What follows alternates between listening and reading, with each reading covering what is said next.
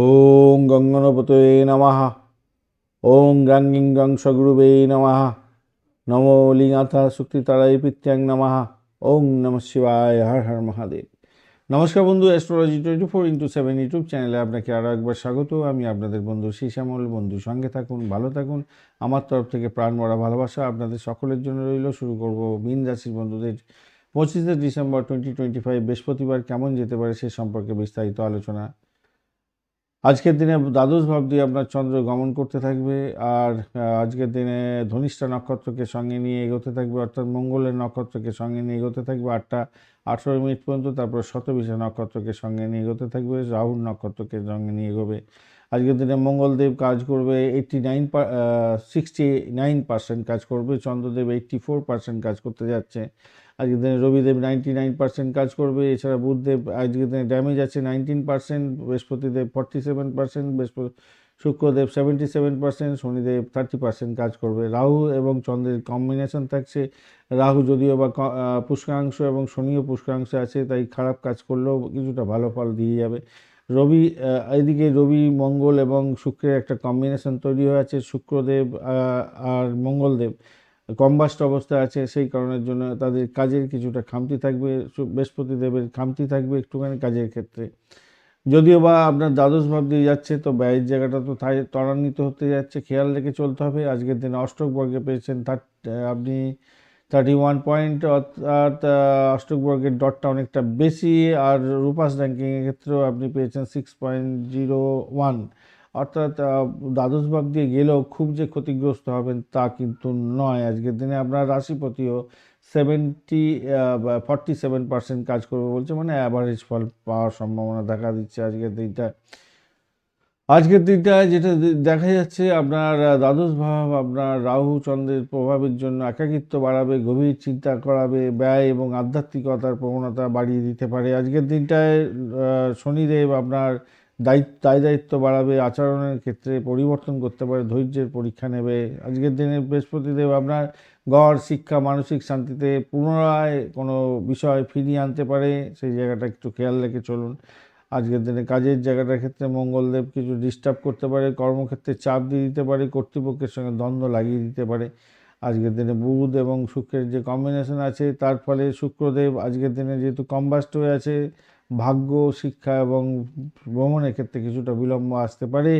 কেতুদেব আপনার শত্রু এবং রোগকে বাড়িয়ে দিতে পারে এবং আত্মরক্ষার ক্ষেত্রেও কিছুটা শক্তিশালী করতে যাচ্ছে। তো অন্তর্মুখী জায়গা তৈরি হতে যাচ্ছে, ব্যয় এবং মানসিকতার ক্ষেত্রটা একটু বিশ্লেষণাত্মক জায়গা তৈরি হতে যাচ্ছে। আপনাকে খেয়াল রেখে সঠিক সিদ্ধান্ত সঠিক সময় নিতে হবে।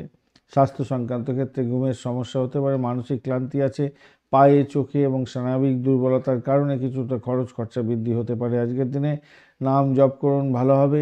শিক্ষার ক্ষেত্রে প্রাথমিক ক্ষেত্রে মনোযোগ কম কম থাকবে, কল্পনা শক্তি বেড়ে যাবে।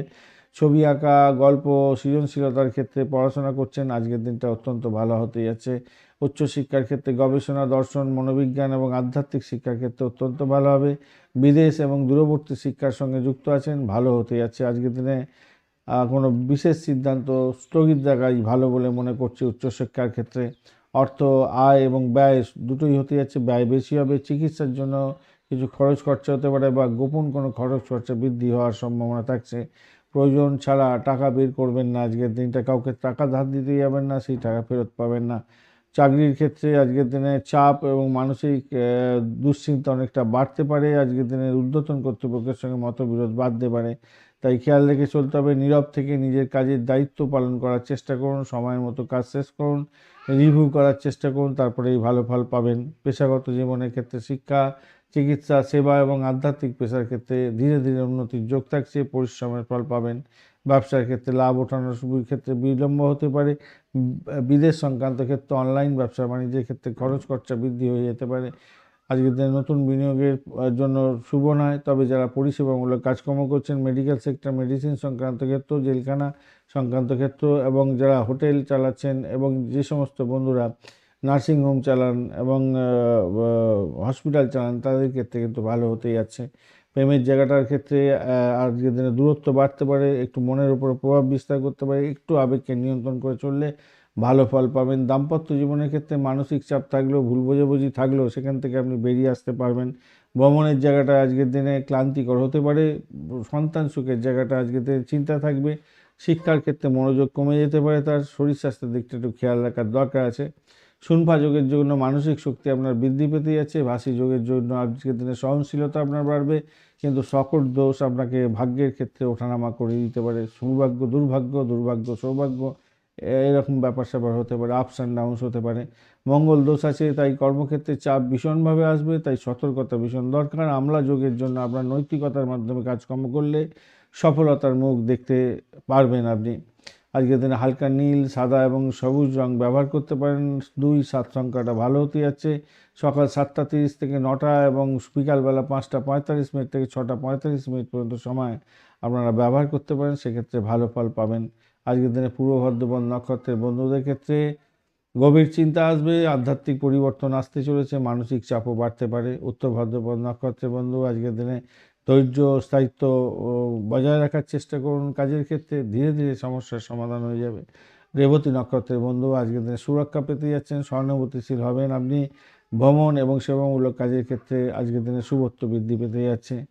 ধন্যবাদ বন্ধু, ভিডিওটি দেখার জন্য। লাইক, শেয়ার, কমেন্ট অবশ্যই করবেন। এই ধরনের ভিডিও পেতে অবশ্যই চ্যানেলটি সাবস্ক্রাইব করে রাখবেন। বন্ধু সঙ্গে থাকুন, ভালো থাকুন।